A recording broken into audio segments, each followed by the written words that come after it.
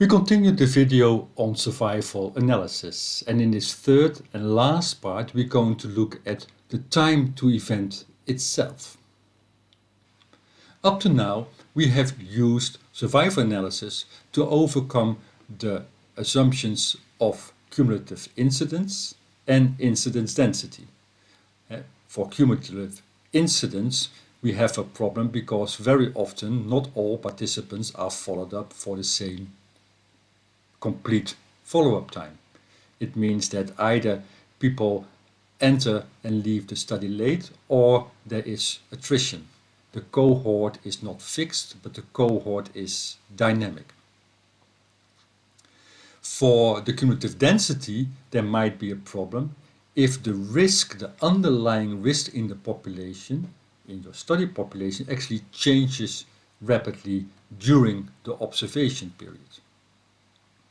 So survival analysis, in that sense, combines risk estimates within a follow-up framework, because survival analysis cuts up the follow-up period in very, very small time periods, and in each of these time periods we calculate the risk. So survival analysis combines risks and rate into a unified framework. And when doing so, the simplest way is to assess the Kaplan-Meier survival estimate. We have plotted the probability of survival in each of the time periods. And the time periods are defined by the occurrence of an event, the occurrence of the outcome appearing, or the occurrence of a person leaving our cohort, being censored. But sometimes we are not interested in overall survival, in the overall occurrence of the event. We are much more interested at when these events take place. So when does infection occur in the vaccine trial for a new COVID vaccine?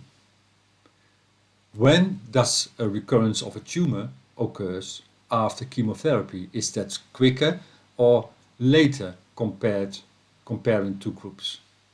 And we can think of reduction of pain or a valid diagnosis after a certain test. There are many, many ways where we can express the time to event being of much more interest than the actual overall occurrence of that event. This study gives us a nice example how important time to event can be. In the field of tuberculosis, there's a big problem with resistance. Treatment of resistant tuberculosis requires an early start of so-called second-line drugs. The idea is the quicker that you start, the better it is for your overall outcome. So here the investigators looked at the time of starting treatment from the time point that the patient was reporting to the hospital. And they compared a group that was diagnosed the old-fashioned way and a group that was diagnosed using this rapid expert machine. The expert is the name of the diagnosis. Here the outcome or the event is start of treatment. So the survival is denoting the proportion of the group who has not started treatment.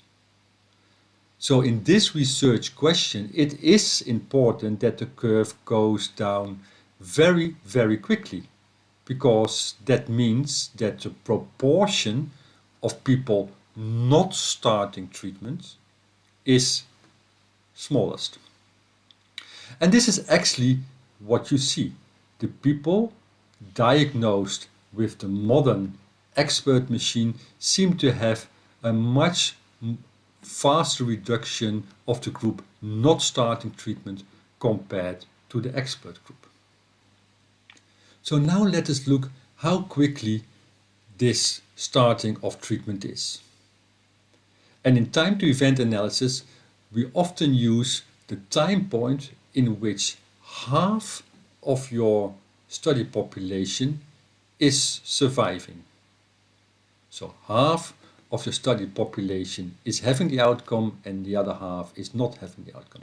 So here we then draw a line of the proportion survival 0.5, that's the median survival time, and then we can look at the x-axis, the time point. So here it seems that around 15 days, after 15 days, half of the group in the post-expert group was starting treatment. And we could compare that with around 39 days in the group that use the old-fashioned diagnosis.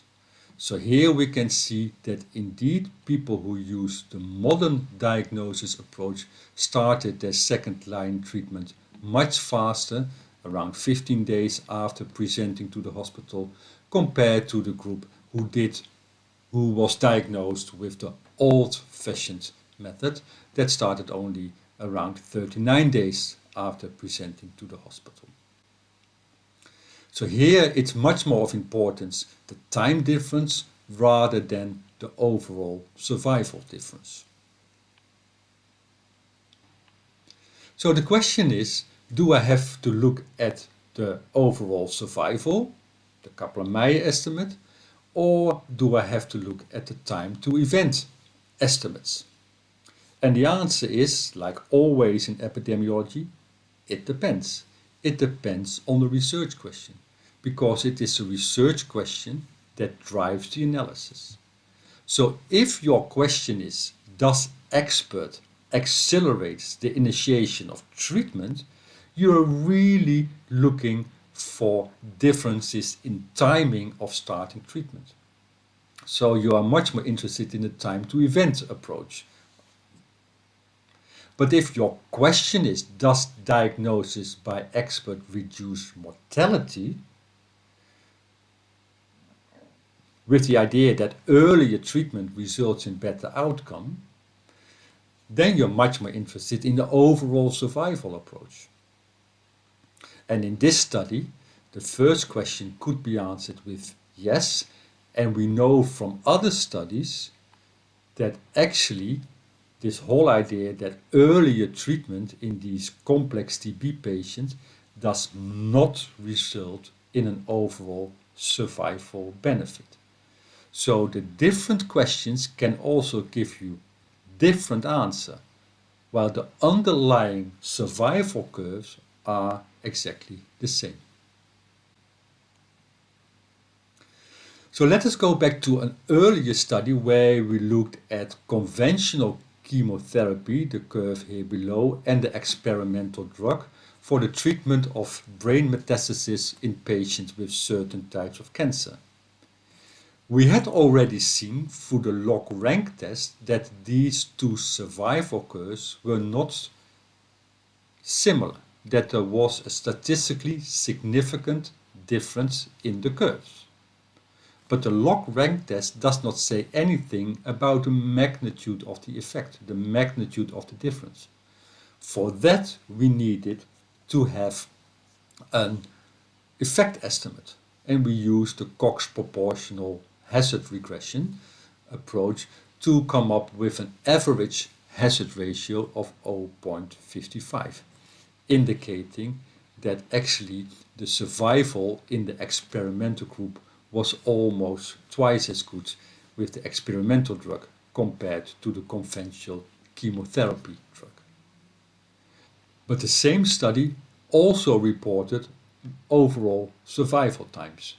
So in the chemotherapy, the median survival time was 9 months compared to 12 months in the experimental drug group. Because if we draw the median survival here, will we come out somewhere 9 days here, and if we do the line to the curve here, we will come out at around 12 days here. So there's one study, there is one survival analysis, with different types of information. And which information drives your conclusion actually depends on the underlying research questions that you have. So, concluding the 3 videos on survival analysis, we can see that longitudinal data can be analyzed as risk and rates, but also as survival, where actually survival can counteract the limitations of risk, which is cumulative incidence, or the rate, which is incidence density, because it combines risk in different time periods. The choice of how to approach longitudinal data again depends on the research question, but also on the information available and whether or not assumptions are being met. Time to event interpretation of survival curves just provides additional information on occurrences, and sometimes it can be the most important research questions, as we saw with the diagnosis of tuberculosis. But it is still estimated from conventional survival analysis that are using Kaplan-Meier curves. So this is the end of part 3, and therefore also for all of the videos for survival analysis.